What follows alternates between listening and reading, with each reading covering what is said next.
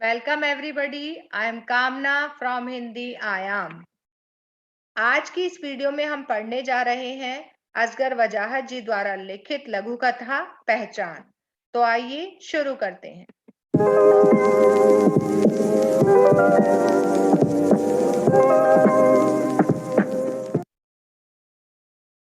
इस लघु कथा में राजा सबसे पहले कुछ हुक्म देता है।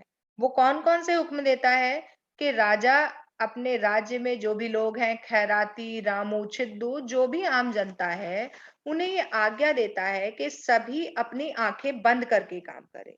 क्योंकि वो क्या कहता है कि राजा की आज्ञा मानना जनता के लिए अनिवार्य है और जनता सारा काम आंखें बंद किए किए करे।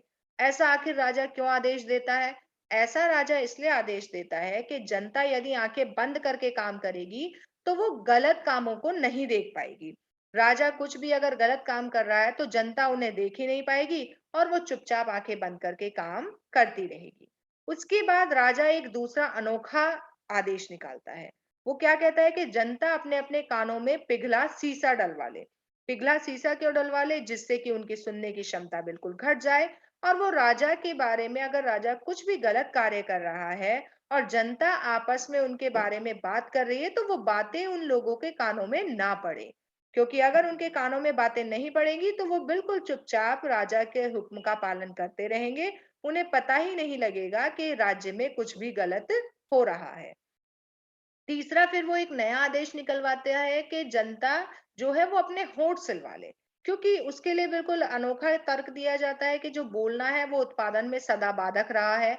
ऐसा तर्क क्यों दिया जाता है कि राजा को ये लगता है कि अगर वो कुछ भी गलत कार्य करेगा तो जब जनता अपने होंठ सिलवा लेगी तो वो उसके इस गलत कार्यों के बारे में बोल ही नहीं पाएगी कभी भी। वो देखती भी रहेगी, सुनती भी रहेगी, लेकिन उसके बारे में कुछ बोल नहीं पाएगी। तो इसलिए वो उत्पादन में सदा बाधक का उन्हें उत्पादन में सदा बाधक का एक बहाना बनाकर जनता को कहता है कि वो अपने होंठ सिलवा ले। और फिर इस तरीके से कई चीजें उन्हें कटवाने और जुड़वाने का हुक्म दिया गया और राजा जो है वो आश्चर्यजनक रूप से दिन प्रतिदिन क्या करता रहा? प्रगति करता रहा। अब राजा की निरंकुशता का परिणाम क्या होता है कि इस कहानी में शासन तंत्र की निरंकुशता और लालच को दर्शाया गया है। यानी इसमें ऐसा क्यों कहा गया है कि जैसे जनता अगर राजा के हुक्म मानती रहेगी आंखें बंद करके, कानों में शीशा डलवा लेगी तो उसे सुनाई नहीं देगा, तो उनके कान भी बंद हो जाएंगे, उनके होठ भी बंद हो जाएंगे। अगर इस तरीके से जो जनता है वो शासन की निरंकुशता के को अनदेखा करती रहेगी तो उसका क्या परिणाम होगा? उसका परिणाम होगा कि जो शासक वर्ग है वो निरंकुश हो जाएगा। निरंकुश मतलब उस निर प्लस अंकुश, अर्थात उसके ऊपर किसी भी तरह का कोई दबाव नहीं रहेगा। दबाव क्यों नहीं रहेगा? क्योंकि जनता उसके खिलाफ कुछ ना देखेगी, ना बोलेगी, ना सुनेगी, ना कहेगी। तो वो निरंकुश हो जाएगा और प्रगति के नाम पर समस्त साधनों को हड़प कर अपना ही भला करता रहेगा। क्योंकि जो ऐसा शासक वर्ग है, जो निरंकुश शासक वर्ग है, उसे बहरी, गूंगी और अंधी जनता ही पसंद आती है। क्यों पसंद आती है? क्योंकि वो केवल उनकी आज्ञा का पालन करती है। ना वो कुछ बोल पाती है, ना देख पाती है और ना ही सुन पाती है। अब जो खैराती, रामू और छिद्दू तीनों ऐसी ही जनता के प्रतीक हैं जो आंखें मूंद कर अपने राजा पर विश्वास करते हैं। अब ये तीनों क्या करते हैं कि राजा ने जो कुछ भी इन्हें कह दिया कि तुम्हें आंखें बंद करनी है तो आंखें बंद कर लेते हैं, कानों में ये शीशा डलवा लेते हैं और उसके बाद ये क्या करते हैं कि होंठ भी सिलवा लेते हैं।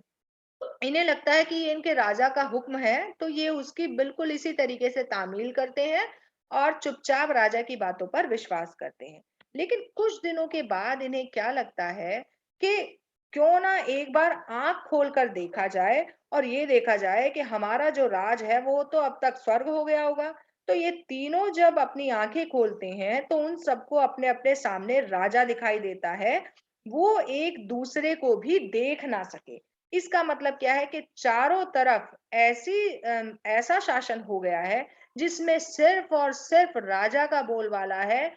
जनता उसके सामने कुछ नहीं बोल पाती, क्योंकि जब समय था तब जनता ने राजा के सामने कुछ नहीं बोला। जनता बहरी, गूंगी और अंधी बन गई और आज राजा इतना शक्तिशाली हो गया है कि उसका विरोध करने की हिम्मत उनमें नहीं रही।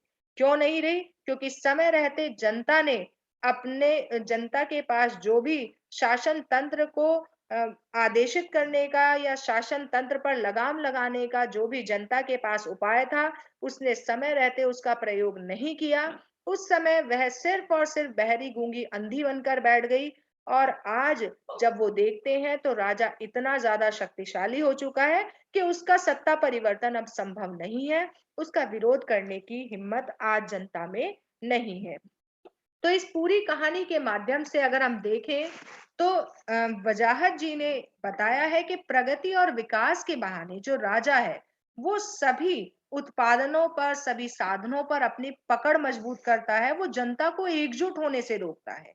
क्यों रोकता है? क्योंकि जैसे सारी जनता ने अगर आंखें बंद कर लिए, खैराती, रामू, छिद्दू सभी ने आंखें बंद कर लिए, तो ना वो एक दूसरे को देख पा रहे हैं, ना ही एक दूसरे की बातें सुन पा रहे हैं। तो इस प्रकार जो शासन तंत्र है वो जनता को भी एकजुट होने से रोकता है। और जनता भी उन्हीं के भुलावे में रहती है। और यही उस शासन तंत्र की सफलता का राज है। तो कहानी का नाम पहचान देने का मकसद भी यही है कि अंत में जनता को कोई भी पहचान नहीं मिल पाती। शासक वर्ग जनता की समस्त पहचान को छिपा देता है। शासक वर्ग जनता को ऐसी जनता बना देता है जो कि कुछ ना कह सकती है, ना सुन सकती है, ना देख सकती है। तो मुझे उम्मीद है कि ये कहानी आपको अच्छे तरीके से समझ में आ गई होगी। फिर भी कहानी से संबंधित अगर आपकी कोई प्रश्न है तो आप उन्हें कमेंट बॉक्स में लिख दें। कहानी आपको कैसी लगी और कितनी समझ में आई यह भी कमेंट बॉक्स में ज़रूर लिख दें। अगर आपको ये वीडियो अच्छी लगी है तो आप इसे लाइक करें, ज़्यादा से ज़्यादा वीडियो को शेयर करें और अगर आपने अभी तक मेरे चैनल को सब्सक्राइब नहीं किया है तो इसे सब्सक्राइब ज़रूर कर दें। इसके बाद मिलते हैं अगली लघु कथा चार हाथ में। तब तक के लिए सब पढ़ें, सब बढ़ें। धन्यवाद।